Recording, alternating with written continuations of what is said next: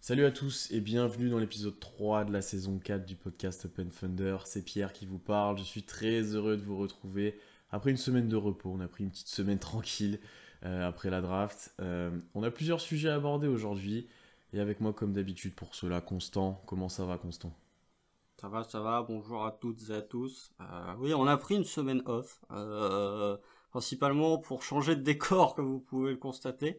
Non, bah, c'est bon, on prend des petites vacances quand même. Il faut bien après cette période particulièrement chargée pour OKC, il faut bien prendre un petit peu de repos. Mais on revient parce que il y a quand même deux trois petits trucs à dire, deux trois petites choses qui se sont passées depuis notre dernier live.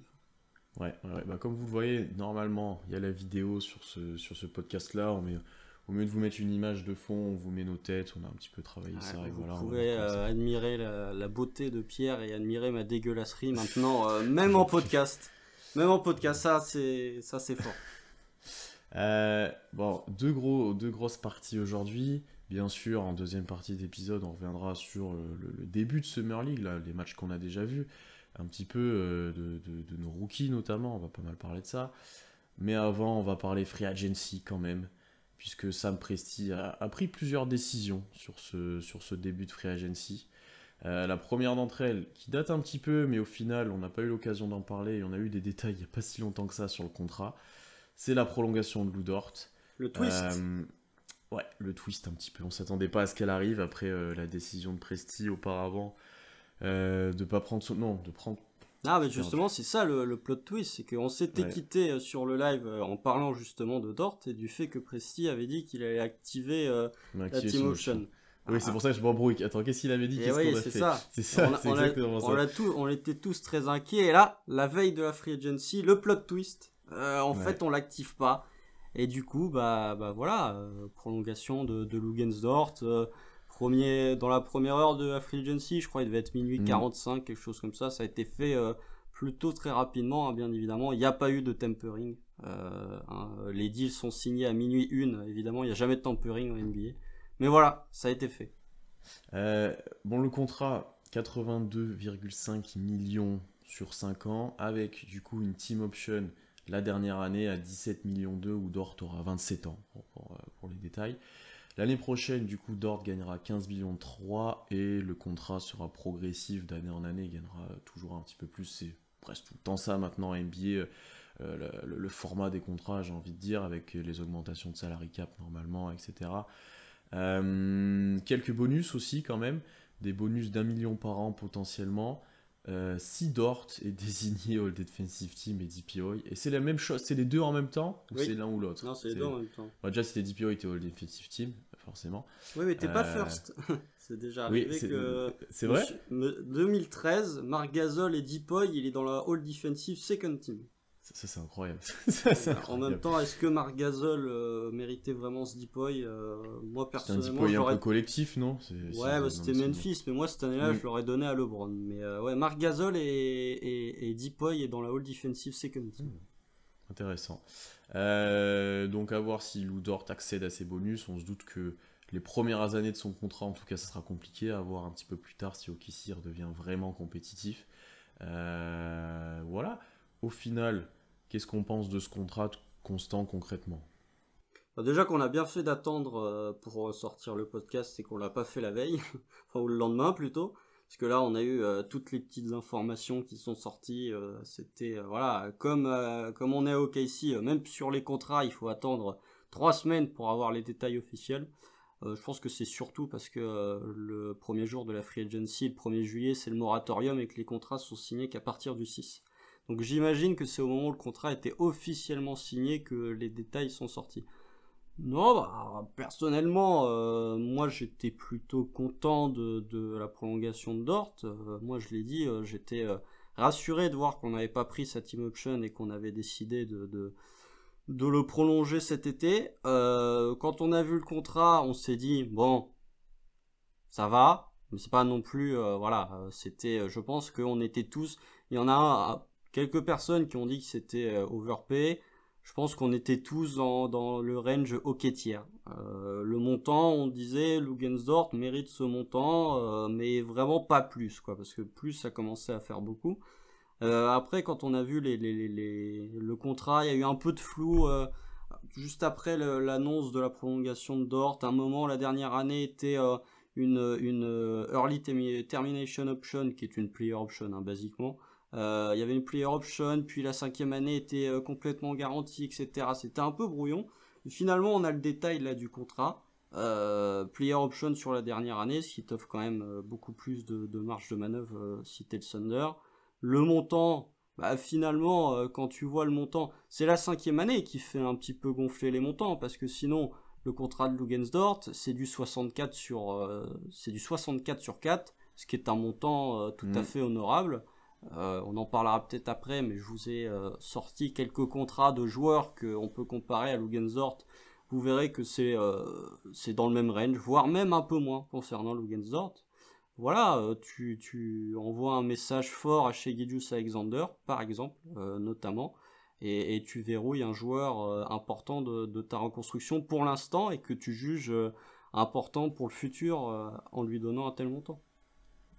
Je suis plutôt d'accord avec toi, globalement. Je pense que ce prix-là, il est honnête. C'est assez cher quand même, mais il est honnête. C'est le genre de montant que tu peux mettre sur un joueur comme ça. À ne pas oublier quand même que Dort est jeune. Dort va encore progresser, à voir jusqu'où il va aller, comment il va évoluer, mais c'est un joueur qui potentiellement est encore loin de son plafond.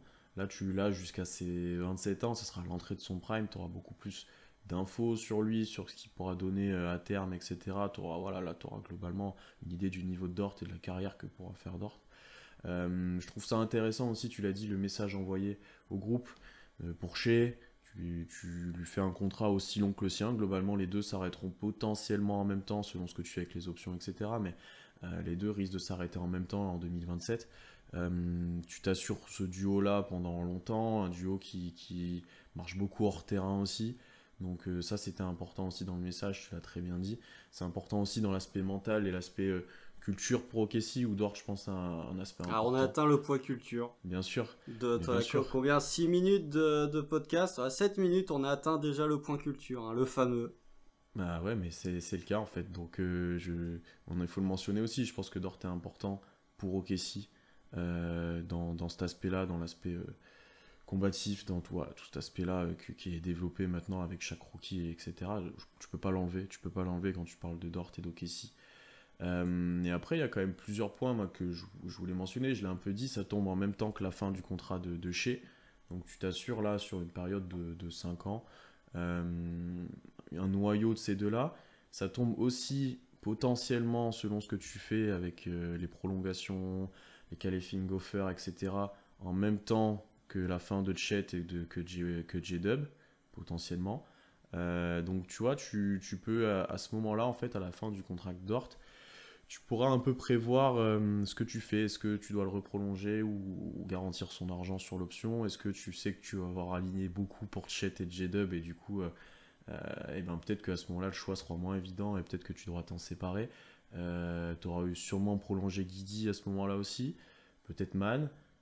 Tu vois, tu t'accordes un peu tu t'accordes un peu de moyens de jouer un peu sur qui tu gères en termes contractuels, etc. Et l'autre point aussi, et ça a été pas mal mentionné sur Twitter, c'est qu'un contrat comme ça, en termes de trade ou de potentiels futurs échanges, parce que certains vont penser à ça, et effectivement, quand tu arriveras à ce moment-là de ta reconstruction, il est intéressant. C'est pas un contrat, je pense pas qu'il sera toxique un jour. C'est pas un contrat qui sera inéchangeable, mais qui pourra être aligné dans des trades, etc., pour aller chercher peut-être de meilleurs joueurs. Donc ça peut être intéressant dans ce biais-là aussi. C'est ce que j'allais dire, point de vue contrat, point de vue trade.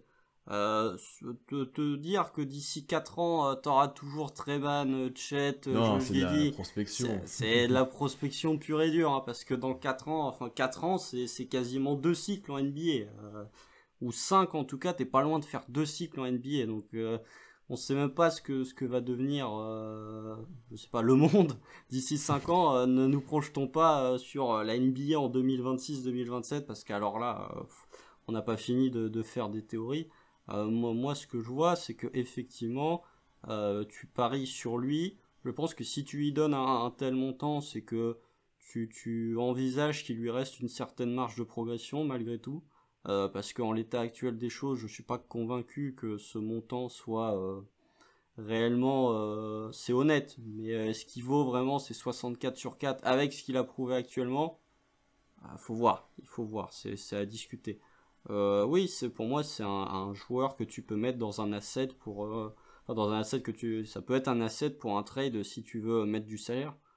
Parce que voilà, si tu veux récupérer, même pas une superstar, mais si tu veux récupérer un gros calibre, bah, ces joueurs vont certainement avoir un contrat assez élevé. Le Thunder, il y a bien un moment où déjà cette année, au niveau des finances, on en parlera peut-être un peu après, mais avec le cut de Kemba, la prolongation de Dort, le contrat de Shea, etc., commence un petit peu à serrer la ceinture pour pas rentrer dans la luxury tax. Donc il y a bien un moment où ton salary cap, tu seras au-dessus du salary cap, donc il faudra envoyer du salaire. Et Dort peut faire partie de ce trade-là. Voilà, il a une bonne valeur.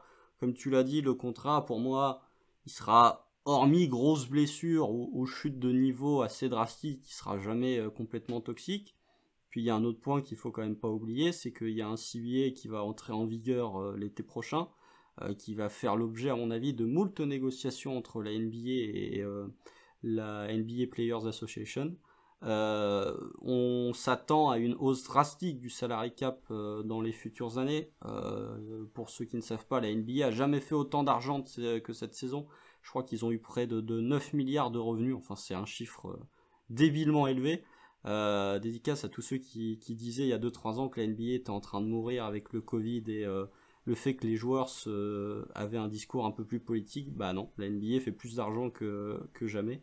Donc voilà, le salary cap va augmenter d'ici quelques années. Il est prévu, fourchette haute, il est prévu une augmentation de plus de 10 millions du salary cap, ne serait-ce que pour l'été prochain. Donc ouais, finalement là, les 15 millions, tu peux te dire, ça fait de l'argent. Mais d'ici 2-3 ans, en fait, quand tu auras un salary cap qui sera à 150 millions, ça va peser rien du tout. En termes de pourcentage de ton salary cap occupé sur un joueur qui du coup sera peut-être à, on va dire quoi, quatrième, cinquième option, au final tu te diras, ben ouais, c'est honnête, effectivement. Tout à fait. C'est ce point-là aussi qu'il faut mentionner, c'est l'évolution de ça, parce que ouais, 17 millions sur 115, 120 cette année. Cette année, c'est 123, ouais. Ouais, bah, ouais, tu peux te dire, avec chez à côté, etc., tu peux te dire que tu as déjà beaucoup de salaire sur deux joueurs. Mais en fait, quand ça va augmenter, etc., ça va aller beaucoup mieux, effectivement. À voir ensuite jusqu'où il va aller. Moi, tu vois, si tu finis, c'est improbable, hein, mais tu finis, si tu payes 17 millions pour un joueur qui, au final, te joue 30 minutes par match, qui est ta troisième option parce qu'il s'est développé et qui est DPOI potentiel tous les ans. Ah oui, il sera pas potentiel Deepoy. Attends, la NBA a donné le Deepoy à un extérieur cette année. Là, ils vont plus en redonner un externe pendant les 25 prochaines années. C'est pour ça que je dis potentiel. Tu te diras, sûr. ouais, il a le niveau, mais il l'aura jamais. Tu vois. Bien sûr, là, ils vont le donner qu'à des intérieurs pendant les 25 prochaines années. Hein. Ils peuvent le donner à un joueur du Thunder, hein, d'ailleurs, hein, un mec qui joue à l'intérieur. Hein, mais bon, non, mais voilà, oui, bah effectivement, développement. De toute façon, tu paries sur le développement. Lou Dort reste un joueur quand même extrêmement jeune. Il va avoir 23 ans là où il vient d'avoir 23 ans, si je dis pas de bêtises. Ça reste un joueur très jeune. Voilà, tu paries quand même sur un certain développement. Et moi, ça aussi, on peut en parler parce que il y a eu quand même un certain flou autour de la team option. Activé, pas activé, etc. Moi, puisqu'on parlait du montant, je suis pas convaincu que les négociations se soient faites de manière ultra limpide et ultra claire et avec les deux parties qui tombent d'accord au bout de 30 secondes. Je pense qu'il y a eu des négociations. Je pense que, après, ce n'est que de la théorie, hein. Je peux pas avancer ce que j'ai dit, c'est que mon interprétation. Je pense que Sam Presti, en disant on va activer la team option de Lugensdorf l'été prochain, enfin en tout cas pour cette saison, a peut-être mis un petit coup de pression aux agents en disant bon, les négociations là elles sont un petit peu en train de traîner, il y a une offre sur la table, vous la prenez ou vous la prenez pas. Mais moi je suis pas convaincu que ce soit fait dans le calme le plus total. Ça s'est fait rapidement, puisque ça a été annoncé à minuit 45 le 1er juillet, mais je pense que ce flou autour de la team option montre que pour moi, ça s'est pas fait comme Nikola Jokic a pu le faire à Denver par exemple. Ça, on le saura sûrement jamais. Non, on sait rien au Thunder. Mais je peux comprendre ton point de vue. Après, ça serait presque normal alors que ça négocie, hein, notamment pour Dort qui a eu un contrat ultra faible ces premières années. Là, c'est quand même un sujet, ouais, tu peux te poser des questions sur sa valeur, etc., sur son rôle. Je trouve ça normal que notamment son agent ait voulu, je pense, défendre pas mal son cas auprès de Presti. Presti voulait faire des économies dans l'autre sens, je trouve ça c'est assez comme normal. d'habitude. Voilà. Après, moi, ce qui m'a plu par contre, c'est que tu vois, Dort a encore mis sur ses réseaux, etc., son amour pour OKC, qui était content d'être là. T'as tous les joueurs qui ont commenté ça en mode qui étaient contents qu'ils prennent de l'argent et contents qu'ils soient là encore avec eux. Voilà, moi, ça me plaît de voir ça, en fait, tu vois. Bien sûr, bien sûr. Non, mais c'est bien, c'est une bonne prolongation. Après, si tu veux comparer les montants juste d'un point de vue Vas-y. salarial, je prends quelques joueurs là à la volée. Marcus Smart. Bon, Marcus Smart, il a fait une saison absolument exceptionnelle. Voilà, Deep Boy, finale NBA, etc. Mais quand il signe sa prolongation de contrat, c'était l'an passé, les Celtics se prennent 4-1 au premier tour face aux Nets, si je dis pas de bêtises. Et Marcus Smart sort pas d'une saison exceptionnelle. Il a pris... On avait ce débat même avec Alan, est-ce que Smart est meilleur que Dort? Tout à fait. Et franchement, Bon, on était maintenant, vraiment en mode, bon maintenant, ouais. Bon. Bon, maintenant. Après, voilà. Est-ce qu'on est influencé aussi par la saison des Celtics? Parce que est-ce que Marcus Smart a vraiment, est-ce que le Marcus Smart 2020-2021 a vraiment été vraiment moins fort que le Marcus Smart 2021-2022? Défensivement, il était meilleur cette année. Après, le bien sûr. collectif était meilleur défensivement. Voilà. Offensivement, après, t'as toujours un peu les mêmes problématiques, mais il était un peu meilleur cette année, je pense, quand même. Il était, Mais, ah bah oui, bah bien sûr. Mais est-ce qu'il était vraiment ultra plus fort que l'an passé? Je sais pas. Mais bref, il a signé pour 76 sur 4. Ça fait 13 millions de plus que Dort pour le même contrat. Derrick White, pour reprendre un autre gars des Celtics, il a pris 70 millions sur 4 ans. C'est plus cher que Dort. Bon, ça peut se débattre, mais moi je préfère avoir un contrat à la Lugensdort, et même en termes de joueurs, je préfère avoir Lugensdort dans mon effectif que Derrick White. Il y a quand même 5 ans d'écart entre les deux joueurs. Bon, Derrick White a été très bon durant ses playoffs, mais je suis pas convaincu que il peut refaire ce qu'il a fait là durant ses playoffs. Et même, je pense que tu demandes à la fanbase des Celtics, vous préférez avoir Lugensdort ou Derrick White? Je pense qu'ils préfèrent avoir Lugensdort. Mais même en termes de salaire, c'est quelque chose, enfin voilà, c'est encore plus cher. Si vous allez chercher du côté des Clippers, nos amis les Clippers qu'on aime bien, Robert Covington, c'est 12 millions la saison, pour un joueur de 31 ans. Nicolas Batum, c'est 11 millions la saison. Voilà, ça c'est des joueurs qui ont 30 ans, qui sont dans le même registre, entre guillemets, que Dort, même s'ils ont beaucoup moins de responsabilités en attaque parce qu'ils jouent chez des contenders. C'est du gros défenseur sur les ailes, etc. Bah, c'est un peu plus cher, mais enfin, c'est moins cher que Dort, mais pour une moyenne d'âge qui est bien plus élevée. Après, voilà, Jonathan Isaac, on en parle souvent, le pauvre, ça fait 4 ans et demi qu'il a pas joué. Il a pris 69 sur 4. C'est toujours plus cher que Dort. Donc voilà, ça fait, si tu veux vraiment boucler la boucle, on peut parler de Michael Bridges, qui offensivement est un bien meilleur joueur que Lugensdort. Il a pris 25 millions de plus. Donc pour moi, ça montre que dans ce range, si tu veux vraiment avoir des joueurs, enfin ce profil de joueur, c'est à savoir un ailier un peu Suendi capable de porter la balle, pour moi c'est le prix à payer. Non, mais je suis d'accord, hein, quand tu le mets en contexte, c'est le prix pour ces joueurs-là. Il n'y a pas de secret. Hein. Il n'y a pas de secret. C'est une bonne manière un petit peu de conclure sur Dort, de remettre ça de reprendre un peu de recul et sur prendre en compte les autres salaires et qui ont été en plus donnés les années auparavant où le salary cap était moins haut en plus. Enfin voilà, il y avait différents facteurs à prendre en compte. C'est encore plus intéressant, donc on vous laisse peut-être commenter, voir si vous êtes content du contrat de Dort. Globalement, je pense que les gens sont plutôt contents, même s'il y avait un petit peu de réticence au début, comme tu l'as dit.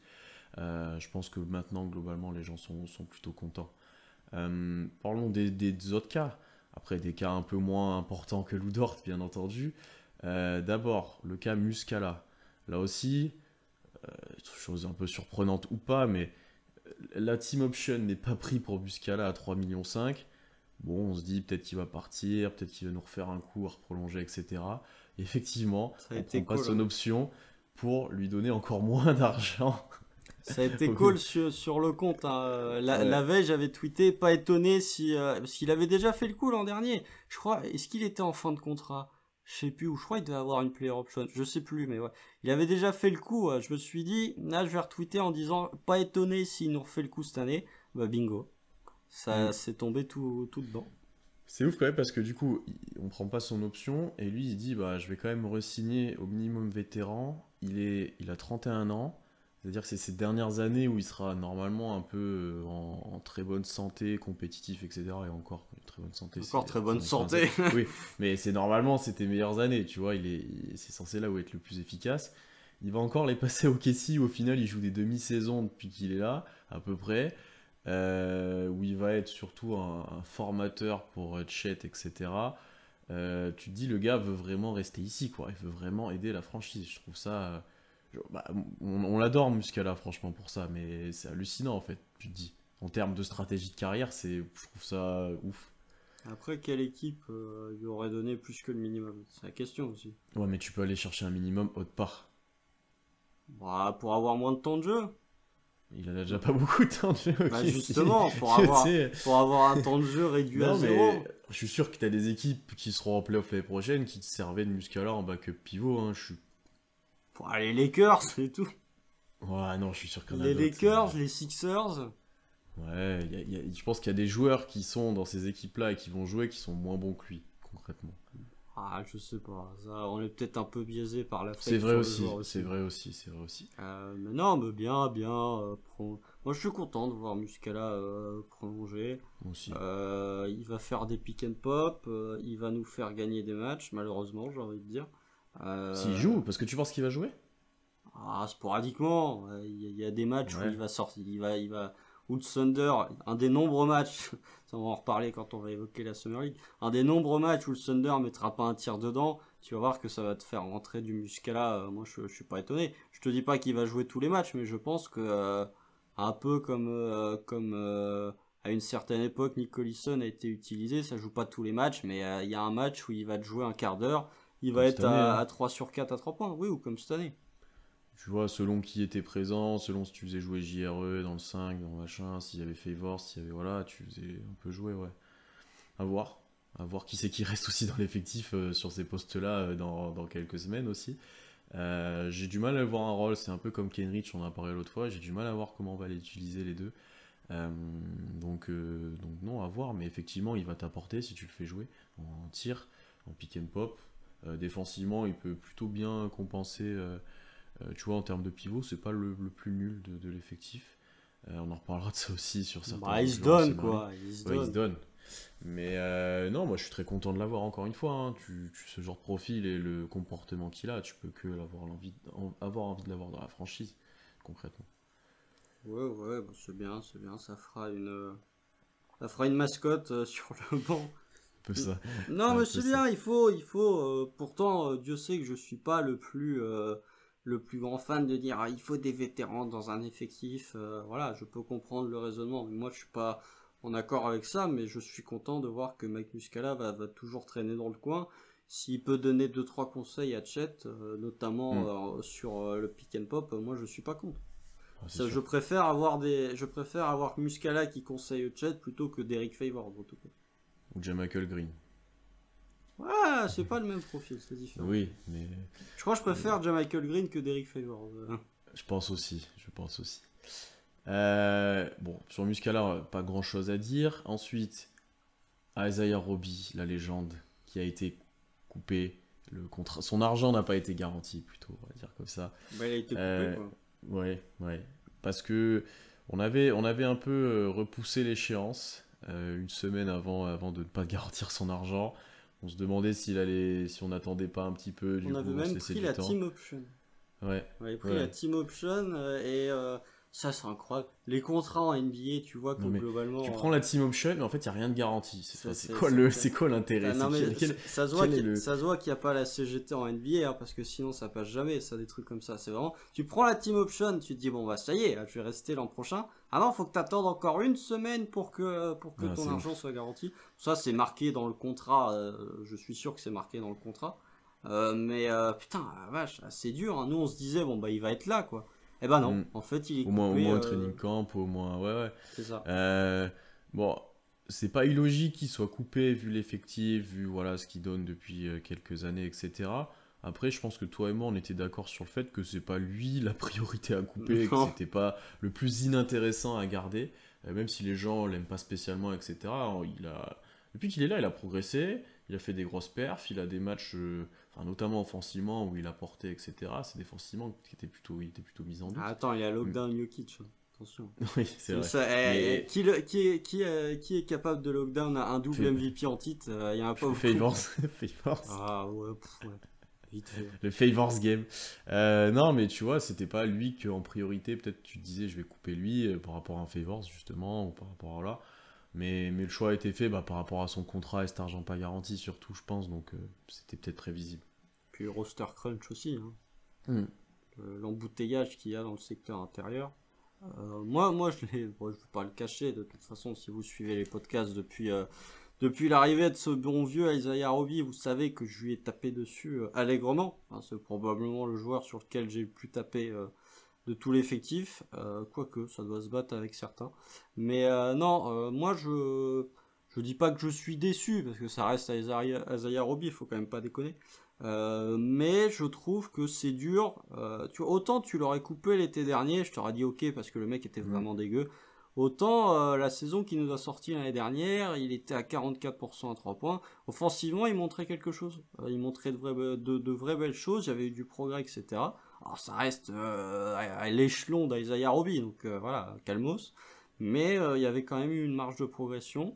Et je trouve que ce soit lui le premier coupé quand je vois certains noms sur l'effectif qui sont encore présents et qui ont montré de bien moins bonnes choses l'année dernière qu'Isaiah Roby. Je ne dis pas que ça me fait tiquer, mais ça me fait lever un sourcil en disant tiens, effectivement il y a une histoire de contrat garanti, etc. Mais il y a un certain meneur français qui aurait pu être coupé avant que son salaire soit garanti, qui n'a pas été fait. Donc voilà, moi je me fais dire que, enfin je me dis que bon, Roby premier coupé, je trouve ça surprenant, même si c'est pas totalement illogique vu l'état du roster. Ouais, je pense que c'est une question de poste par rapport à Théo, qui je pense sera là. J'ai ce sentiment là maintenant, je pense qu'il sera là. Mais c'est surtout une question de poste pour Roby, une question d'argent garanti. Parce que je pense que si son argent a été garanti plus tard ou déjà garanti, on l'aurait gardé, je pense. Au moins sur le début de saison ou sur le training camp, etc. Parce que, ouais, tu l'as dit, c'est un joueur sur lequel tu as parié un petit peu quand même, qui a progressé, qui a eu pas mal de temps de jeu ces dernières années, et qui pour le coup rebondit tout de suite, qui a tout de suite rebondi en trouvant un contrat directement, et même dans la future pire équipe NBA. Non mais tu vois, ce qui est ressorti, c'était qu'il y a des équipes qui seraient intéressées par ce joueur-là, qui met 10 points par match, 4 rebonds, en tirant à 45% à 3 points. Il y a des équipes qui vont être intéressées à juste voir ce qu'il donne. Il est pas vieux. Attends, tu vas voir, Isaiah Roby sous Popovic, ça va devenir un putain de défenseur et tout.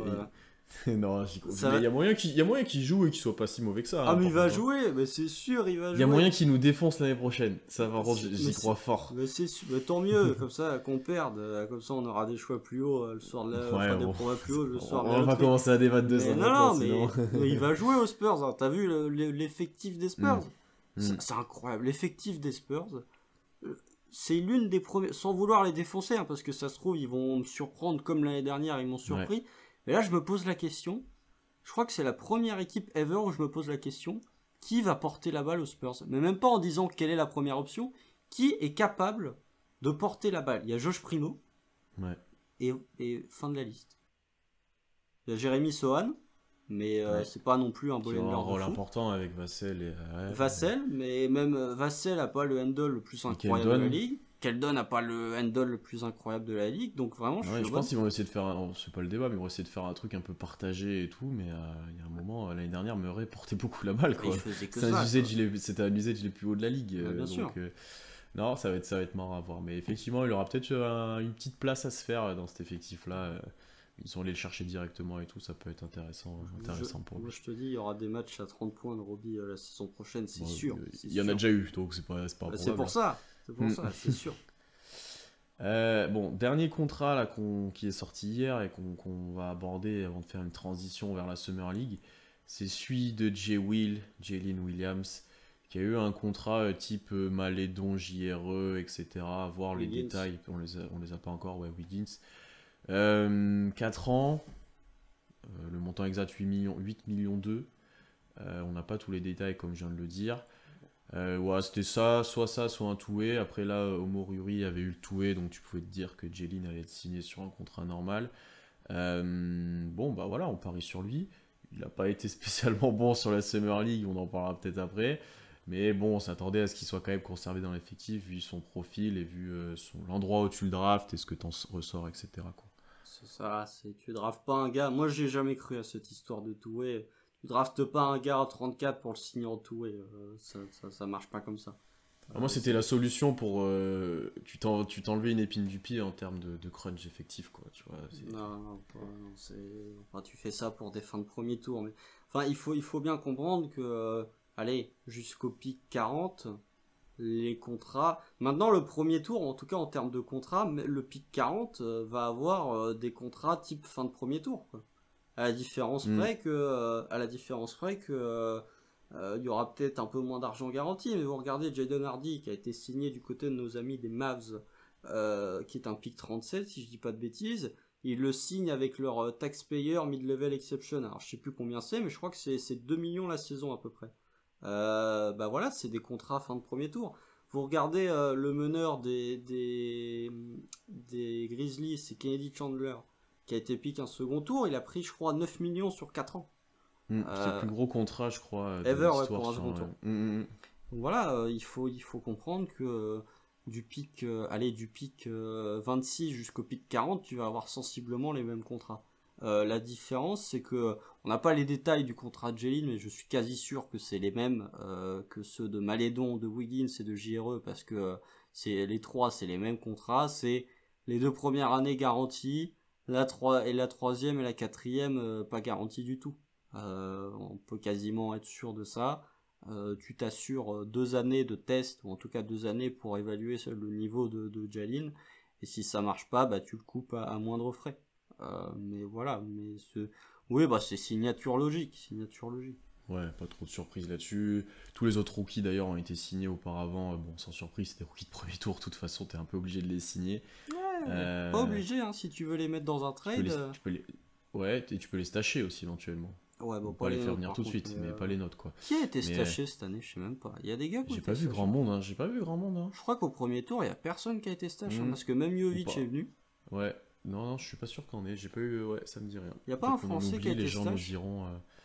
Pas cette année, je vois pas, il y a pas beaucoup de Français qui ont été draftés. Kamagaté, il joue en Summer League, je crois. Bref, les gens nous diront si on en a oublié, mais j'ai pas à souvenir après. Est-ce que ça peut se faire après? En stage? Ouais. Ah, je sais pas, là, ça vient... ouais, est-ce que tu... Ouais, donc bon, bref. Non, mais content pour Jalen, content de l'avoir dans l'effectif, à voir maintenant ce qu'il a comme temps de jeu l'année prochaine. Je pense qu'on verra pas mal en J-League de mon côté, on va en discuter plus tard, mais voilà. J'attends de voir comment son jeu s'exporte en NBA. Pour l'instant, on n'a pas été spécialement convaincu. Mais on aime le joueur, on aime le profil, on aime la complémentarité avec J-Dub, on aime le scénario avec. Non, mais lui, c'est typiquement, les gens sont fans, même les gens. Tu vois, même les gens qui ont regardé un peu la draft, la Summer League, etc., tout le monde a kiffé le joueur, concrètement. Même les médias un peu différents de nous, tu vois. Parce qu'ils l'ont vu prendre 2 charges et faire 3 passes par match. Bah ouais, mais ça, ils aiment bien, tu vois. C'est le profil qui est atypique, tu vois. Il a un côté... Il a une bonne tête. T'as envie de l'apprécier, Jalen Williams. T'as envie de l'apprécier. T'as envie que, vu que tu l'apprécies, t'as envie que ça devienne un bon joueur. Mais la réalité du terrain est parfois cruelle.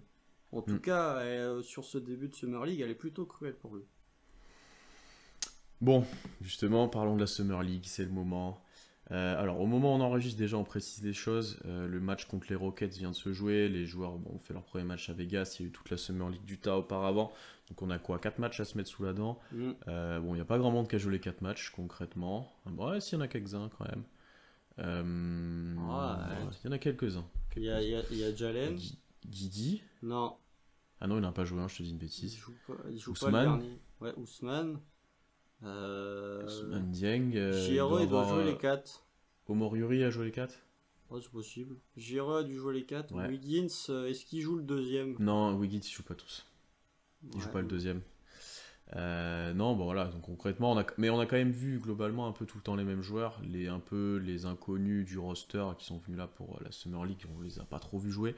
On voit plutôt ceux qui seront peut-être dans l'effectif l'année prochaine. Waters a peut-être joué les 4, excuse-moi. Mais non, il n'a pas joué le premier. Ah, terrible. Du coup, parlons un petit peu de ce qu'on a vu. On va commencer bien sûr par le joueur le plus attendu et qui a fait le plus parler sur ce début de Summer League, c'est Chet Holmgren. Il a fait, je pense qu'il a fait, c'est le plus honnêtement... attendu. Ouais, je sais pas. J'avais pas remarqué. Je pense que honnêtement, son premier match de Summer League, je crois que j'ai rarement vu une perf comme ça. Oh, ça y est, ça y est. Non, mais il faut le dire. Et il y a même des spécialistes NBA qui l'ont dit. C'est une des meilleures perfs qu'ils ont vues de Summer League depuis je ne sais combien de temps. Il était monstrueux.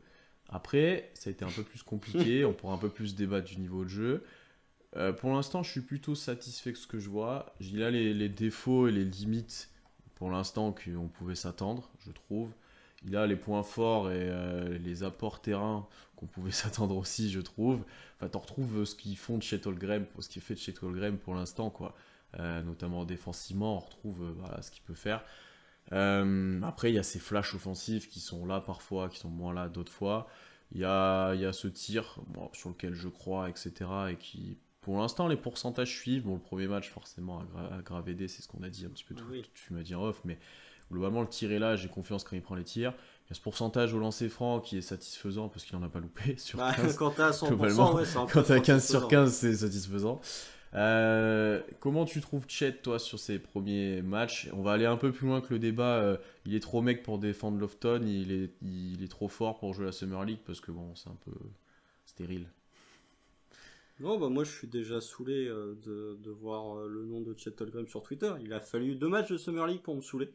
Je pense que c'est un nouveau record. Le premier match déjà, mais ça va dans un sens comme dans un autre.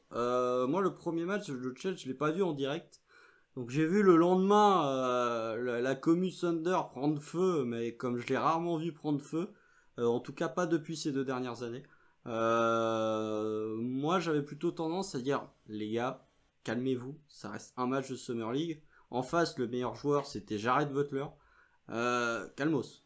Mais deuxième match, malheureusement, bah il y a eu un retour de volée, enfin il y a eu une volée de bois vert parce que bah voilà, quand la commu a été autant pas faire les fous, mais quand la commu a été autant expressive et autant positive sur le premier match, bah bien évidemment que sur le deuxième, toutes les autres fanbases NBA vont te cueillir quand Chet est moins bon.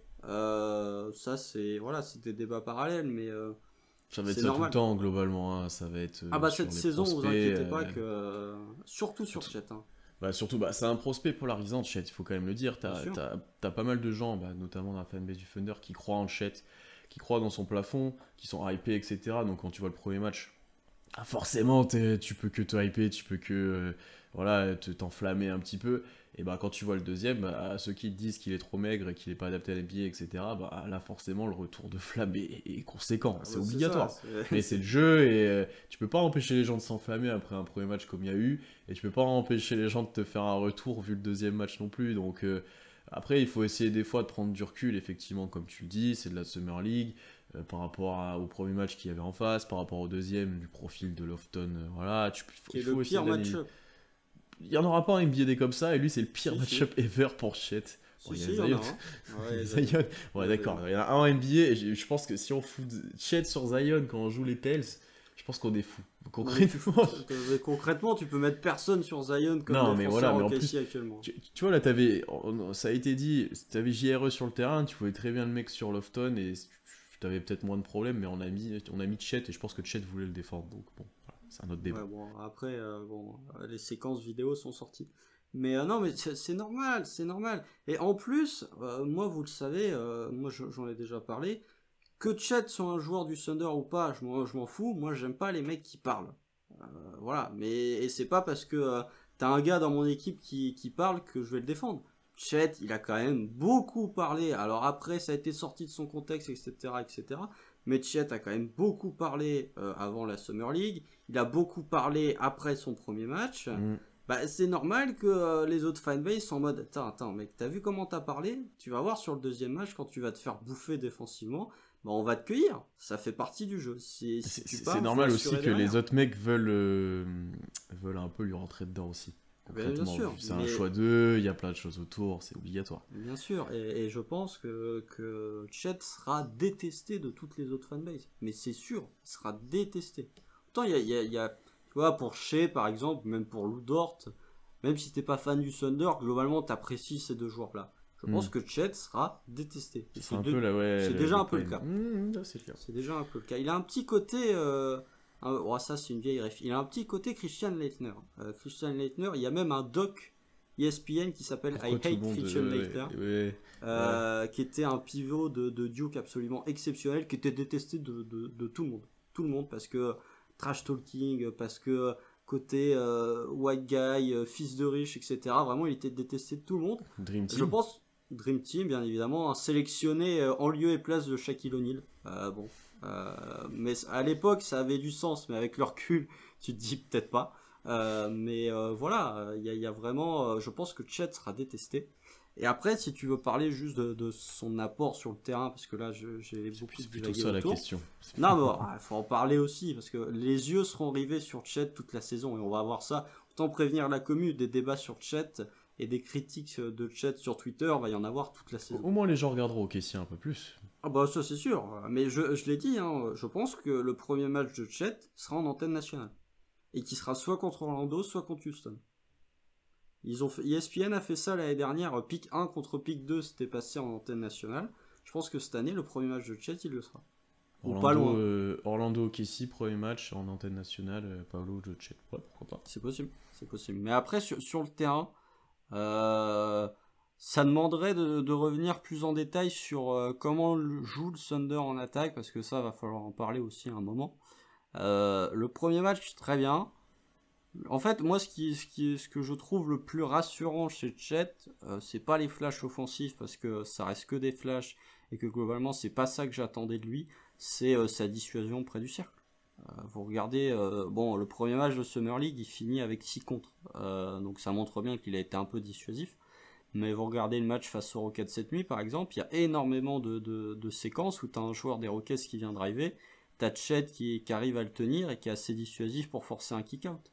Ça, qui en aide et qui vient qui vient en second rideau, par exemple. Ça arrivait aussi, je sais plus c'est qui, je crois c'est Ty Washington, qui part, qui veut driver, je crois qu'il a Jalen Williams sur lui, et t'as Chet qui arrive en second rideau, les deux bras levés, et du coup il force un kick-out, et je crois que c'est une perte de balle après. Ça, c'est des séquences que je trouve très intéressantes. Bien plus intéressantes que quand t'as Chet qui fait des fade-away one leg à la Dirk et que ça fait ficelle. Il y a vraiment un côté dissuasif que je voulais voir tout de suite dans un contexte, même si c'est un contexte de Summer League, un contexte de NBA Summer League. Je trouve ça très intéressant. Après, offensivement, son utilisation, va quand même falloir en parler un petit peu, parce que... Tu peux pas, ça sera pas du tout la même équipe dans 3 mois. Non, mais de ce qu'on voit, s'il faut pas, dans ce cas-là, on peut parler de... Non, mais tu vois, dans comment le Thunder joue, enfin, on jouera pas de cette façon-là au premier match de la saison, tu vois. Mais après, oui, comment lui, ce qu'il montre, tu peux en parler. Mais sur le contexte collectif, je trouve... Enfin, oui, on l'utilise pas bien, mais c'est... Oui, c'est ça, on l'utilise pas bien, mais c'est compliqué, c'est faible. Déjà, honnêtement, la Summer League, c'est faible. Même si t'as des bons joueurs, globalement, collectivement, c'est très faible. Tu vois, il y a des paniers, tu te dis, ouais, ça en NBA, jamais ça passe. Enfin, il y a des trucs, des pertes de balles, des fois, tu fais, voilà, ça, c'est pas possible. Alors, ça, c'est la spécialité de la Summer League. Ouais. Mais, oui, mais du coup, s'il est pas servi dans les bonnes conditions, tu peux pas juger ce que montre le joueur. Voilà, c'est toujours, les deux vont ensemble, hein. C'est pareil pour Jabari, par exemple, hein. Jabari, il se fait taper dessus. Globalement, tous les deux, là, c'est les deux qui prennent le plus cher. Là, Paolo passe un peu entre les gouttes parce que il a 15 lancers par match et parce qu'il montre quand même de bonnes choses offensivement. Mais faut voir, Chet, il n'est pas servi dans les très bonnes conditions. Le premier, il fait un peu tout seul ce qu'il veut. Là, vous regardez le match face à Houston, il est servi au poste depuis la ligne à 3 points. C'est pas l'utilisation qu'il faut faire de Chet Holmgren. C'est ce que tu disais en off, je suis d'accord avec toi. Tu utilises comme il était utilisé à Gonzaga. Alors que sur le premier match, tu utilises beaucoup plus dans un autre registre. Donc voilà, ça tu peux, sans même dire qu'il jouera comme ça, tu peux remarquer qu'il y a une différence entre l'utilisation de Chet sur son premier match et sur le dernier actuellement. Même à 3 points, il a été très bien défendu par Houston cette nuit. Tari Eason confirme tout le bien que je pense de lui. Il a quasiment été trappé à chaque fois qu'il avait la balle, il a fait plusieurs erreurs en attaque, bref, il était pas dedans. Mais voilà, moi vraiment, c'est défensivement que j'en attendais le plus. Et défensivement, force est de constater que même quand il est mauvais, même quand il se fait, enfin quand il est mauvais, même quand il se fait enfoncer au poste par Kenneth Lofton, aka Zach Randolph, avant son Junior. régime. En plus, il est du côté de Memphis lui aussi. Il arrive quand même à te faire des matchs où il termine à 3 comptes, etc. Cette nuit défensivement, il a été bon, il a été très bon. Il termine à 4 contres et 2 interceptions. Voilà. Moi, j'en attendais beaucoup défensivement et pour l'instant, je suis pas déçu. Non, ça va être intéressant de suivre. Et encore une fois, tu l'as bien dit, c'est d'abord défensivement que tu attendais des choses. Et je pense que c'est d'abord défensivement que tout le monde doit attendre des choses de Chet. C'est un prospect Plutôt, défensif, encore une fois. plutôt que voilà, plutôt qu'offensivement, où ça sera plus des flashs, où ça va mettre du temps, où l'utilisation va devoir être adaptée à pas mal de choses. Quand il y a Shea qui sera là, ça sera différent. Quand il y aura Dort aussi, qui y aura sur le terrain, enfin, il y aura plein de choses à adapter pour lui. Et je pense que ça mettra plus de temps offensivement que défensivement, et c'est même sûr. Donc soyons patients sur cet aspect-là, mais déjà réjouissons-nous de l'impact qu'il peut avoir du côté défensif, parce que concrètement, il va tellement t'aider en protection de cercle. Ça va être nouveau. On n'avait pas ça depuis très longtemps au Kessie. Ibaka. Ouais, c'est ce que j'allais dire. Si je réfléchissais, c'est Ibaka. Et j'attends un petit peu au rebond. Tu vois, il y a des passages où ouais, il en prend beaucoup. Il y a des passages où il se laisse un peu avoir. Tu vois, j'attends un petit peu de voir comment il sera en NBA normal dans ce contexte-là. Mais je suis plutôt satisfait défensivement et je suis plutôt satisfait de ce qu'on voit de lui sur cette première partie de Summer League. Après avoir niveau impact physique, cardio, tu vois, il y a eu des petits passages Ça où transpire, hein. il était éreinté. Après, il se donne beaucoup. Ça personne ne peut lui enlever. Il est partout sur le terrain, il met du rythme, etc. Mais il va devoir s'adapter aussi à ça pour la NBA, parce que le nombre de matchs est assez conséquent à NBA. Donc, il va devoir s'adapter à ça. Oh, bah t'inquiète pas, d'ici 2-3 ans, quand tu auras 40 matchs de saison régulière, parce qu'Adam Silver t'aura foutu 3 tournois en cours de saison, il y en aura peut-être moins déjà. Mais oui, mais tu vois que voilà, le troisième match, il a pas joué, parce que déjà, Mm. le match face à Memphis, la seconde mi-temps, tu sens que ça commence à tousser au niveau du moteur. Les Euh, tirs sont ouais, forcés, il est ouais. court surtout. Non, non, Ah, ça il y se a un voit. manque de lucidité qui est dû à la fatigue physique, hein, de Ouais. toute façon.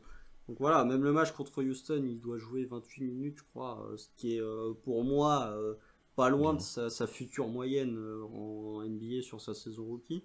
Donc voilà, ouais, il y a des choses intéressantes. Défensivement, voilà. Il va se faire postériser, hein, ça a déjà été le cas Ouais. cette nuit. Moi, je l'ai déjà dit cette nuit quand je suis passé sur le live de Houston.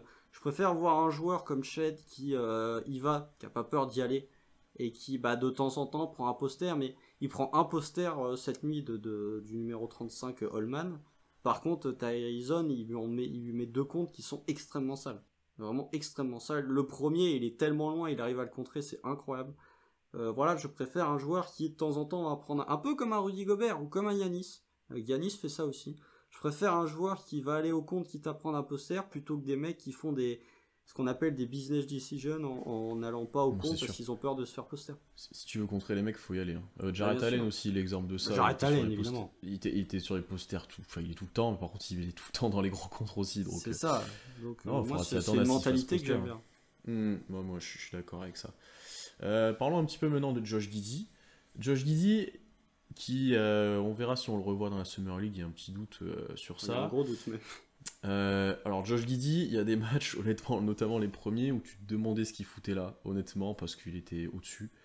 Maintenant, c'est intéressant de voir comment il évolue dans un effectif où, ben, pour scorer, c'est compliqué, vraiment. Et donc, il doit prendre plus de tirs. Je trouve qu'il se force à en prendre beaucoup et il en prend pas forcément que des bons, notamment à 3 points, etc. On pourra peut-être un petit peu parler de son tir. Ça, c'est la Summer Euh, League aussi. Ça, c'est une des ouais, grandes. ouais, Un des ouais. grands trucs de la Summer League, c'est les mecs qui prennent. Des pull-ups Ils dans ont tous feu les vert sens. sur les Non, tirs. ouais. Mais alors, à la passe, c'est élite, y a rien à dire. Il y en a une Chaque pour match. Chet là cette nuit là où il drive Oui. et il sert Chet. Il passe Exceptionnel. par-dessus Ison, il fait. Non, mais. Ou il y en a un Tout pour un cut de Jalen aussi qui est exceptionnel. Non, Incroyable. mais. Déjà, on voit déjà d'ailleurs qu'il va se faire plaisir avec les mecs qui cut et tout, avec Jalen, ça va être assez impressionnant. Mais c'est plutôt, ouais, en termes de scoring, peut-être on va regarder un petit peu ce que fait Guidi. Défensivement, c'est toujours la même chose. On va voir si en NBA il se donne un peu plus, mais bah, typiquement le panier que tu prends En Sur fin de match contre Taïtaï, là, Houston, bah, il les défend pas. efforts là. Il défend pas. Oh, les efforts là. Il Là, se fait les driver efforts, ils dans sont l'axe. restés à la Oh là cuisine. là, Hein. ouais. Mais tu vois, en termes scoring, alors il y a eu comme quoi il avait pas mal poussé à la salle pour prendre du muscle, pour pouvoir mieux résister près du cercle, sanctionner les joueurs plus petits, ben, parce que c'est souvent le cas pour Guidi, il y a des joueurs plus petits. Il y a sur certaines actions où tu le vois qui rentre un peu plus dans les joueurs, qui finit plus facilement au cercle, etc. Il a pris quelques contres quand même, parce que bah, il a forcé des tirs. Je crois que c'est le match, le troisième. Le Il joue troisième pas le match de troisième. Utah. Bah, celui d'avant. Enfin, le dernier qu'il a Contre joué Memphis. avant le. Ouais, le dernier qu'il a joué avant la Summer League de Vegas, où il prend 2-3 contres un peu. Ouais, parce que c'est quand il met le poster. Donc ouais, ça doit être. Ah bah si, il joue contre Philly, Si, t'as raison, ouais, je dis de la merde. c'est ça. Oui, c'est ça. C'est le match où il met le poster, parce qu'avant il prend 2-3 contres et il met le poster après. Où tu vois, il force, etc. Il force des 3 points. Ouais, il y a peut-être du progrès sous le cercle, mais c'est pas encore extrêmement visible. À mi-distance, il a pas énormément mis dedans, il a mis quelques flotteurs, etc. À 3 points, je trouve qu'il a pas progressé d'empête. Il a mis un honnêtement, 3 pour points. l'instant. Oui, si, il en a mis. Mais son tir a pas changé, je le trouve pas spécialement plus à l'aise. Il prend des pull-ups, donc il a confiance, etc. Mais je trouve pas spécialement plus à l'aise, quoi. Ah, physiquement, je trouve que t'es dur avec lui parce que il a quand même pris, ça se voit, les drives Oui, ils sont quand même si. plus, ils sont quand même plus faciles. Il a plus souvent accès au cercle, plus facilement. Alors après, ça tombe dedans ou ça tombe pas dedans. Mais je trouve quand même que Après, c'est la Summer League, hein. Moi, bah, j'attends bien de sûr, voir. bien sûr. Ouais, Mais tu c'est vois, pour au ça. niveau de la corpulence, tu sens qu'il a pris quand même. Je pense que tu regardes la saison 1 sur 12 à 3 points. Voilà, j'étais en train de faire le calcul dans ma tête. 1 sur 12 à 3 points sur toute la Summer League. Ça résume bien à peu près l'adresse à 3 points du Thunder. Moi, je trouve, enfin, tu regardes physiquement, Josh Giddey, son premier match de saison rookie et maintenant, tu vois que physiquement, il a pris. Physiquement, il a pris. Après, oui, le reste, bon, bah, voilà. Heureusement qu'il y a l'été pour travailler, parce qu'effectivement, en interview, il dit oui, j'ai pris, enfin, c'est me renforcer physiquement. Josh, tu sais que je t'apprécie beaucoup, mais j'aimerais bien que tu renforces ton tir, par exemple, parce que là, ça devient quand même assez, il n'y a pas de progrès, quoi. Globalement, il n'y a pas de progrès, que ce soit dans la mécanique. Alors après, la section de shoot est dégueu, mais j'ai pas vu de progrès. J'aimerais bien en voir. Après voilà, c'est du Josh Giddey. Il a quand même cette qualité, c'est ce que tu évoquais tout à l'heure, il a quand même cette qualité d'être plus jeune que quasiment tout le roster du Thunder, hormis, je sais plus qui, hormis Ousmane Dieng, je crois. Je crois que Ouais, Josh Giddey je est le pense. deuxième joueur le plus jeune de l'effectif du Thunder de Summer League, et d'avoir des séquences où tu te dis, il a rien à foutre là. Ça, je trouve ça incroyable. Non, mais vraiment, tu regardes le fin du premier quart, début de deuxième quart face à Houston, il roule vraiment sur Houston. Et pourtant, Houston qui ont envoyé des joueurs qui étaient forts. Hein. C'est pas, je te parle pas de Utah et de Jared Butler et de Taco Fall. Là, c'était des joueurs qui ont été soit draftés l'an passé, soit draftés cette année au premier tour. Et vraiment, t'as des séquences où Josh Giddey il est en mode bah oui, je domine en fait. Donc ça, je trouve ça intéressant de voir que un joueur de 19 ans, qui est peut-être un truc d'ailleurs qu'on évoquera quand on va évoquer le cas Jalen, ce qui est un peu le cas pour Tyree Eason aussi, de voir ça normalement, ce que fait Josh Giddey, c'est des joueurs de 21 ans qui doivent faire ça. Et de voir que ton deuxième joueur le plus jeune de l'effectif n'a rien à foutre là, et qu'il est juste là parce qu'il a envie de jouer, je trouve ça plutôt rassurant sur le niveau de Josh Giddey. C'est ça, Dieng, c'est un 2003, et après c'est Giddey le plus jeune, qui est de fin 2002. Donc, Ouais, il est d'octobre 2002. Non, bah voilà, globalement, pas grand chose à dire sur Giddey. Hein. De toute façon, on savait que la Summer League, lui, il allait normalement dominer. Ça lui permet de créer quelques connexions avec Chet, etc. Et voilà. Les deux se kiffent. Hein. Il y a quand même besoin aussi de. Alors, je sais pas qui t'aurait fait jouer, mais tu vois que déjà quand Giddey est pas là pour créer pour les autres et pour mettre en place quelque chose, c'est compliqué avec cette équipe-là. Mais attends, on va parler du rappeur bourré là depuis 3 semaines. Là. Attends. Mais ouais, sans lui, je me demande ce que ça aurait donné. Donc tant mieux qu'il soit là. Un autre, et peut-être le meilleur peut-être joueur du Thunder sur la Summer League et qui, pour le coup, joue le rôle de deuxième créateur derrière Giddey, prend les minutes souvent sans Giddey à la main, qui est super fort. Honnêtement, c'est J-Dub. On s'y attendait un peu. Hein. Ouais. Mais là, on est face à un mec. Enfin, moi, à un moment, je me suis posé cette question et j'ai dit là sur la Summer League, quel défaut tu lui trouves? Enfin, genre, il défend fort, off-ball et on-ball, enfin vraiment. C'est le meilleur joueur du Thunder là sur le off-ball en termes de cut. Il y a eu des situations où il prend des écrans, il enchaîne tir à 3 points, etc. Il y en a une ou deux. Peut-être d'ailleurs un point qu'on voit pas assez, mais il a été efficace quand il a eu ça à faire. Sur les drives, c'est l'un des meilleurs en termes d'efficacité, en termes de finition. Voilà. On l'a pas énormément vu à la création pour les autres, mais il a eu quelques minutes où c'est lui qui portait la balle. Bon, après, à voir qui est autour, mais voilà. Mais je dis concrètement, là, qu'est-ce qu'il a fait de mal sur la Summer League? Et j'ai pas trouvé beaucoup de réponses, en fait, concrètement. Ouais, il domine, il m'a surpris en bien, c'est ce que je t'ai dit. Oh, je m'attendais pas à ce qu'il monte aussi souvent au dunk, à ce que verticalement il aille aussi haut, à ce que physiquement il soit aussi solide déjà. Bon, il est déjà prêt, ça on le savait, mais aussi solide en termes d'impact, etc. Je m'attendais pas à ce point. Donc je suis encore plus surpris. Là, hier, il défend sur Jabari, il l'éteint notamment sur plusieurs actions Surtout le à match. mi-distance. Ouais, mais tu vois, il y a des actions à mi-distance, il va le contrer, il sert de sa longueur, etc. Ah ouais, là, quand il le compte, là, Ouais. alors qu'il lui en 10 centimètres, lol. Ouais, en vrai, il est vraiment fort. Il est vraiment fort sur cette Summer League, quoi. Alors après, c'est toujours, enfin, c'était le principal défaut de Jalen Williams, qui avait notamment été mis dans le scouting report de d'Alan, donc je pense qu'il connaît bien le joueur. C'est quelle qualité élite il a. En fait, il a pas de défaut, mais qu'est-ce qu'il a réellement d'élite? Ça, on peut se poser la question. Non, Jalen Williams, moi je considère qu'il n'y a pas de débat sur le fait que... Allez, il peut y avoir un débat, mais pour moi c'est assez largement le meilleur joueur du Thunder sur cette Summer League, parce que des deux côtés du terrain il apporte. Voilà, je vais rejoindre ce que tu as dit, je suis complètement d'accord avec toi. Le point que je trouve peut-être le plus intéressant, c'est ce que tu as évoqué là tout de suite, le fait qu'on l'a fait défendre sur Jabari tout le match. C'est pas quelques séquences, hein, c'est quasiment tout le match où il se retrouve sur Jabari. On pouvait penser que ça allait plutôt être Chet qui allait se retrouver sur lui, et finalement c'est ce bon vieux J-Dub.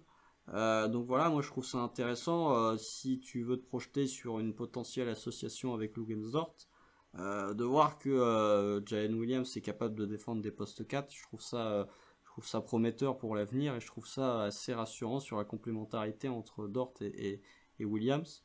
Il joue 4 hier de toute façon, hein. Il start Bien en sûr. 4 et il joue 4 avec Wiggins et c'est Holmgren qui joue tout seul 5 à l'intérieur. Donc intéressant de voir qu'on tente déjà ça aussi. Ouais. Bien sûr, mais j'attends de voir quand même sur les autres matchs de Summer League, parce que le prochain c'est face au Magic où il y a un petit poste 4 qui s'appelle Paolo Banchero. Je suis curieux de voir si on va continuer à mettre Jalen Williams dessus. Prochain match, enfin le match qui suit celui d'Orlando, c'est face aux Kings. Il y a un petit poste 4 qui s'appelle Keegan Murray. Je suis curieux de voir si on va mettre Jalen Williams dessus. Et le dernier, c'est face aux Warriors du terrifiant Guy Santos. Et je sais pas quel est leur poste 4. J'ai pas l'effectif sous les yeux. Kuminga, il a joué pas la Kuminga joue Summer pas, League. ouais, je l'ai pas vu sur les premiers matchs. Alors est-ce qu'il va arriver? Ouais, parce que Kuminga, ouais, c'est un autre délire aussi, post 4. Ouais. Ah, c'est ça, mais non, mais là, ça y est, c'est la franchise de Guy Santos. Mais non, mais je suis curieux de voir comment il va être utilisé. Si Jonathan Kuminga joue en Summer League. Ah oui, il a joué. Donc ouais, Il a joué, alors que t'as Moses Moody qui a mis 34 points avant-hier soir. Voilà. Mais ouais, donc tu vois, Paolo Banchero, Keegan Murray et Jonathan Kuminga, je pense que t'as une bonne base de poste 4 en termes de variété de profil athlétique, en termes de variété de joueurs, qui peuvent te donner un aperçu de la réelle capacité de Jalen Williams à défendre des postes 4. Et là, on parle pas en plus de poste 4 de Summer League, on parle de poste 4 qui vont probablement être starters dans leur équipe, et donc voilà, je trouve ça intéressant. Oui. Ouais, il y a peut-être un débat sur Kuminga, mais ça dépend comment tu joues, ouais, ça dépend ce qu'ils font, mais ça dépend, mais voilà. je pense que Williams défendra sur tous, hein. Je pense pas qu'on mette Chet sur ces joueurs-là. Je pense que Williams sera, surtout Keegan Murray, je suis presque sûr. Banchero, je vois pas Chet défendre sur lui. Mais après, ça a été fait cette année en NCAA un petit peu, parce que c'était lui qui défendait directement dessus. Ça arrivait par séquence, mais faut que je remonte là. Ouais, si, il y a des séquences. Par séquence, mais est-ce que c'est tout le match de mémoire? Non, mais ouais. Après, faut voir aussi, est-ce que t'as envie de... Tu vois, la Summer League, c'est le moment pour expérimenter. On parlait du fait de mettre Chet sur Kenneth Lofton alors que t'aurais pu mettre JRE. Est-ce que t'as pas envie d'expérimenter, de dire, bon, écoute, c'est en Summer League, on joue rien, vas-y, je te mets Chet en défense sur Paolo. Bien sûr. Autant expérimenter, hein, tant que tu y es. À voir. On va voir comment on s'adapte à tout ça, parce que sachant qu'il y aura peut-être des joueurs qui ne joueront plus, enfin voilà, un Guidi, ou peut-être un Chet fera pas tous les matchs, enfin voilà, à voir comment on gère ça, mais bon, ultra positif pour J-Dub, tout ça, tu te dis qu'il aura une place dès maintenant dans la rotation, enfin il n'y avait pas trop de doute, mais là t'as hâte de le voir jouer avec les autres et chez, etc. Moi ouais, lui, tu sens qu'il va être utile à minute 1 et que on va vite tomber fan de ce joueur-là, quoi, si on l'est pas déjà d'ailleurs. Après, le profil était comme ça, il n'y a rien de Oui, surprenant, hein. oui. Tu Ouais. savais ce que t'achetais au moment où tu le draftais. Il est plus vieux aussi, donc on savait qu'il était plus prêt. Enfin, voilà, pas mal de choses. Bon, parlons peut-être de ceux qui sont un peu plus négatifs, on va dire, Est-ce qu'on sur le parle terrain, d'un sur gars cette qui a le Summer même League. âge que Jalen Williams et qui pourtant est en difficulté? Bah, il y en a un qu'on a dit, bon, vu la fin de saison avant qu'il se blesse l'année dernière, vu certaines perfs offensives, il va détruire la Summer League. Il va scorer dans tous les sens. Ah bah il a Le- détruit la Summer League, hein, Euh, effectivement. il a- et c'est Treman. Et honnêtement, il a sûrement eu le Covid juste avant. Il est rouillé, il est hors rythme, etc. Mais il est pas bon, quoi. Il met pas Ah un non, mais il est tir. dégueulasse. Il est Il met pas un dégueulasse. tir. Il fait les mauvais choix. Il y crée pas spécialement pour les autres. Là, la dernière action contre Houston, c'est lui qui est au milieu de Didi et qui, enfin, C'est Guidi qui perd la balle, hein, quand même, oui, mais hein. il lui Là, dribble t'es dessus. Enfin, méchant. il lui dribble dessus. Tu peux te dire, bon, tu sais, ça tombe encore sur lui, quoi. Tu sais, c'est vraiment. Enfin, après, deux actions de suite où Treman il doit poser un écran. Le Oui, mec, ouais, le mec, il a dû voir Coach Food se dire, alors là tu poses un écran, le gars il s'est dit, mais ça fait 15 ans que je joue au basket, on m'a jamais demandé de poser c'est un pour moi écran qu'on de ma les vie. pose les écrans. Ben, c'est ça. Non, mais il est pas. Pour l'instant, Treman n'est pas bon. À voir s'il se réveille sur la fin de Summer League en trouvant un peu de rythme, etc. Il a vu un passage sur son premier match où tu voyais il avait mis un premier tir, un deuxième, tu voyais qu'il recommençait de trouver son rythme. Bah, c'est les coups de chaud de Treman, quoi. Mais globalement, c'est compliqué. C'est très compliqué. Bien sûr, bien sûr. Je pense que les strip clubs de Las Vegas ont dû voir circuler Treman ces derniers jours. Non, non, mais 0-2, hein, le bilan du Thunder quand Treman joue. 2-0 le bilan du Thunder quand Treman ne joue pas. Moi, je dirais juste ça. Même si c'est de la Summer League et qu'on s'en fout complètement. Quoique, tu peux avoir des bagues maintenant en Summer League. Là, c'est. Ouais. Voilà, bon, on va écouter. Comme quoi. Mais bref, Treman, oui, bah, il est dégueulasse. Il est dégueulasse. On va pas se mentir. Sélection de tir horrible. Défense pas terrible non plus. Même en termes d'investissement, ce qui était son point fort l'an passé. Après, c'est de la Summer League. Effectivement, il est rouillé. Effectivement, le fait d'avoir eu le Covid n'est pas une excuse en soi, mais bon, c'est quand même pas non plus le contexte idéal pour reprendre du rythme. Surtout quand t'as pas joué depuis mars, de match officiel en tout cas. Ouais. C'est pas idéal. Voilà, j'attends de voir. Je pense que lui, il va continuer à jouer parce que vu son niveau, il y a plutôt, enfin, il a pas d'excuse pour le mettre au placard et pour se reposer. Donc voilà, j'attends de voir les prochains matchs de Treman. Après, il est capable de nous faire mentir et de nous foutre 30 points sur un match d'ici la fin de Summer League. Ah oui. C'est possible. Ah Hein. oui. Ah oui, Mais lui, c'est sûr. Mais c'est vrai que là, ce que montre Treman, c'est particulièrement horrible. Et je pense que là, tu parlais de sa création. Je pense que il faut abandonner ce côté-là de Treman que j'avais vu un peu, qu'on avait un peu vu du côté de Florida. Je pense qu'il faut complètement l'abandonner pour le voir évoluer dans un registre très Gary Trent, Anthony Simons. Ouais, c'était une de mes points de déception sur lui l'année dernière. J'étais un peu dur sur ça, mais je pense que ça viendra pas globalement. Ce sera pas comme ça qu'il sera utile. Ensuite, autre joueur qui déçoit un petit peu, c'était un petit peu plus prévisible vu son profil, c'est Ousmane Dieng.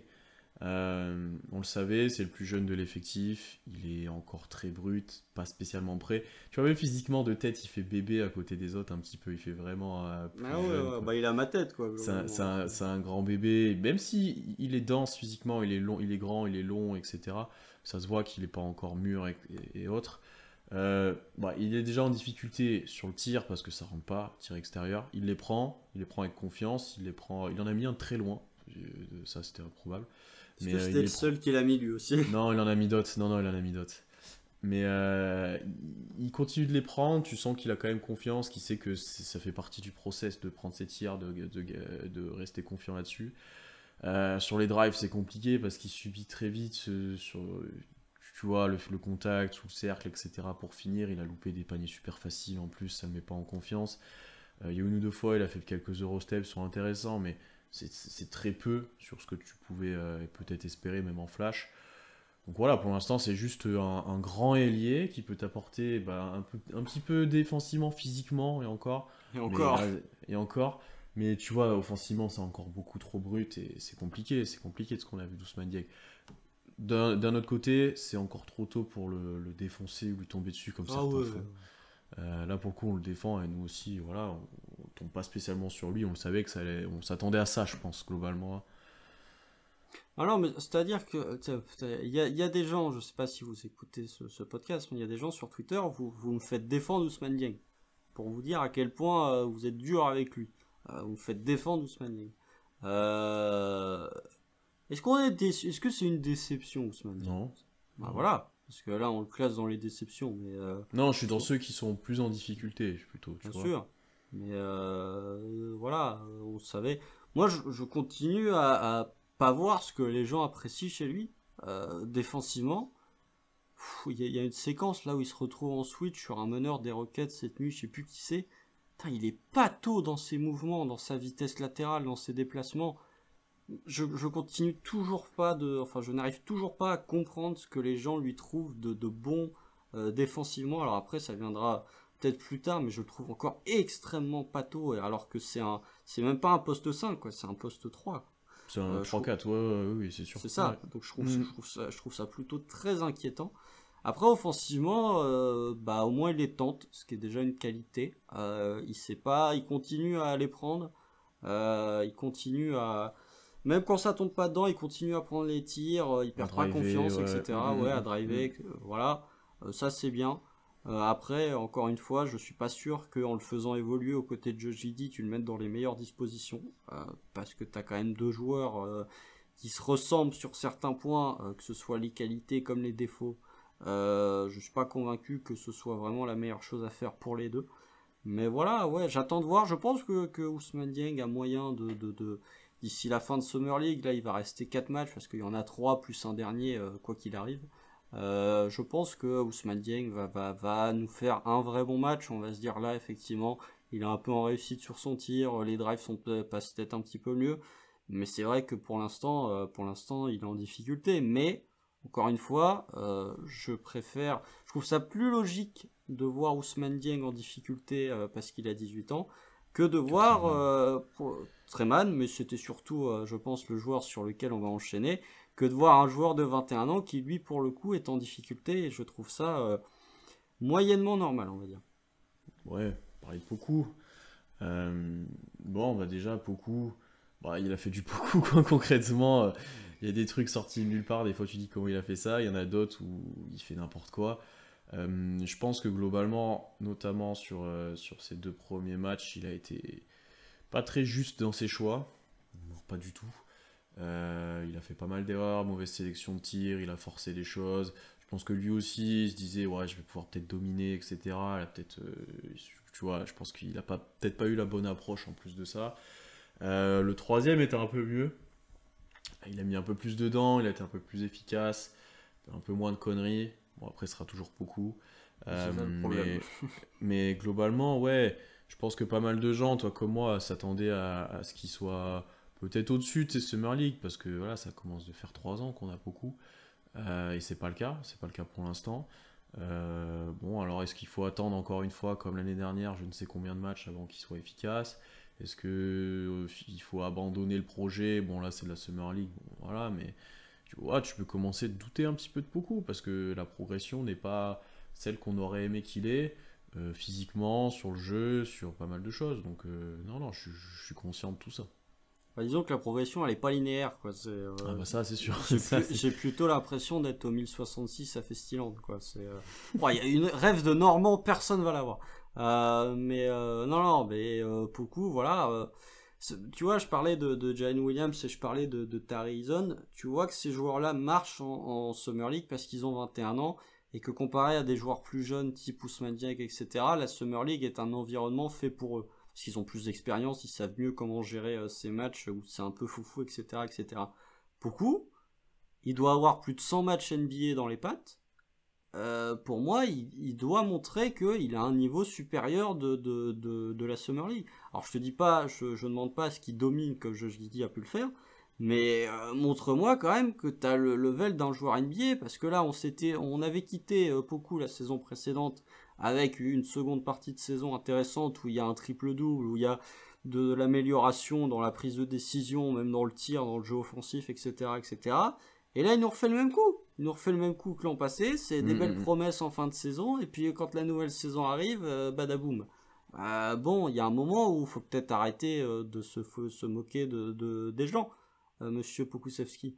Parce que bon, c'est bien de le faire une fois. Mais par contre, la deuxième fois, il faut peut-être arrêter d'exagérer. Alors, j'attends de voir. Est-ce qu'il va rejouer sur cette Summer League? C'est vrai, ouais. On ne sait pas. Encore une fois, c'est le Thunder, donc il n'y a rien qui file, donc on ne sait pas.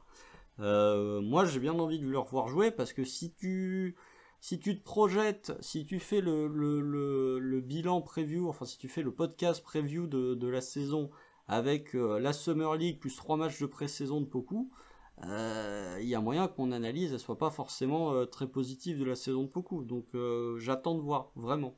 Parce que ce qu'il m'a montré là, pour moi, c'est largement plus inquiétant qu'un Ousmane Dieng, et c'est largement plus anormal qu'un Ousmane Dieng. Non, c'est sûr. Il y a des compas qui sortent un peu entre les deux. D'ailleurs, on dit Dieng que c'est le nouveau Poku, etc. Je vais passer ça.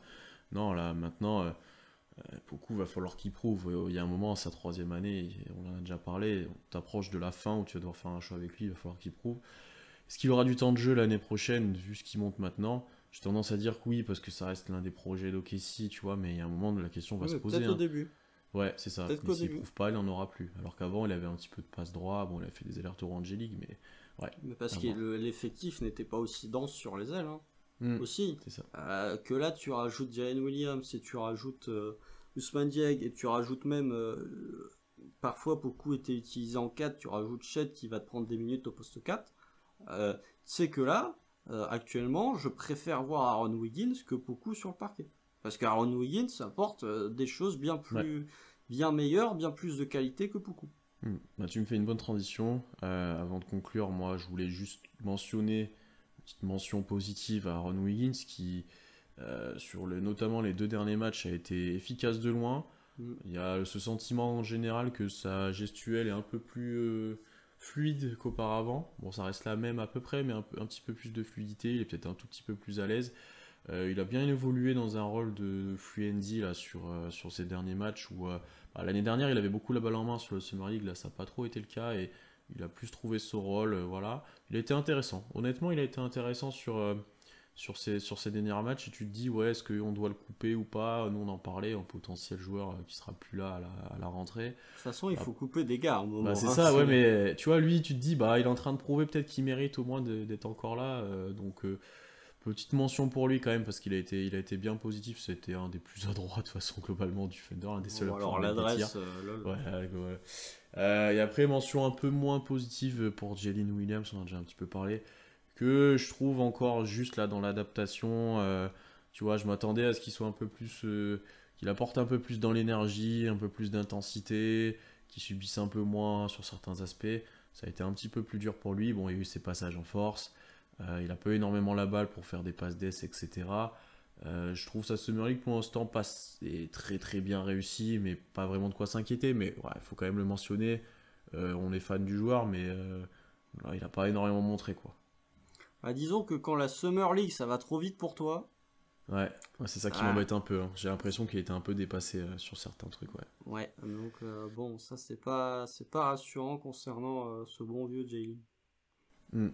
T'as des petites mentions toi avant de conclure ou t'as fait le tour Non, si tu veux faire une mention qui est pas forcément liée à la Summer League, mais on peut quand même parler de Shai Gilgeous-Alexander qui a décidé de repartir sur les mêmes bases que ce qu'il avait terminé la saison dernière, quoi. C'est-à-dire que c'est du 35 points avec de l'adresse partout, des drives.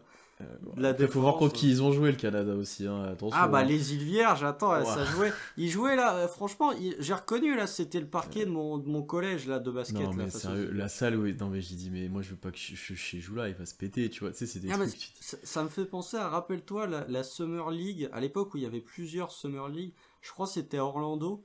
où vraiment il y avait très peu d'espace entre les paniers et le mur. Genre quand les joueurs dunkaient, tu te disais il va se bouffer le mur. Ouais, il y avait des salles comme ça, ouais. Ouais, donc voilà, mais on peut petite mention quand même sur le fait que Shea visiblement a décidé de reprendre sur les mêmes bases que la saison passée avec le Thunder. Et Dort était dans le groupe et n'a pas joué. D'ailleurs, à mentionner aussi, Ouais. est-ce qu'il se remet un peu de son épaule et à tout, mais il a pas joué du coup. Bon, bah, au final, on a été assez long sur cette Summer League et cette Free Agency. On pensait avec Constant qu'on fera un épisode assez court, mais il sera quand même assez conséquent. Et ben, merci à tous d'avoir écouté jusque-là. Abonnez-vous partout, toutes les plateformes d'écoute, les réseaux sociaux, etc. Pour suivre au plus près tout ce qui concerne OKC, il y a les matchs de Summer League, donc on commente ça en direct sur Twitter, on fait nos recaps, etc. Ils sont de retour, donc allez suivre ça. Lâchez 5 étoiles sur Apple Podcast, vous êtes de plus en plus nombreux à nous écouter, donc merci à tous. Et voilà, passez de bonnes nuits devant la Summer League, tu sens que la hype est là, tu sens que les gens, tous les ans, sont trop contents de voir des rookies, de voir du basket. Ah là, là, tout le monde est hype Ouais. pour le Thunder. Là. Ouais, donc, J'espère vraiment que le début de saison régulière va pas nous faire déchanter très C'est ça. rapidement parce que ça, je redoute. Mais c'est cool parce que contrairement à l'année dernière où vis-à-vis de la draft de Guidi, etc., les gens étaient un peu sceptiques.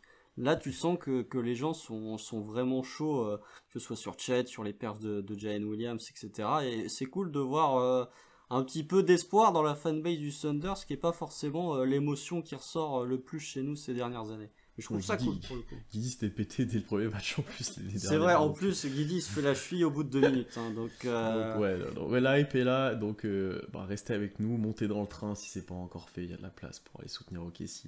Et voilà, salut à tous, à bientôt. salut!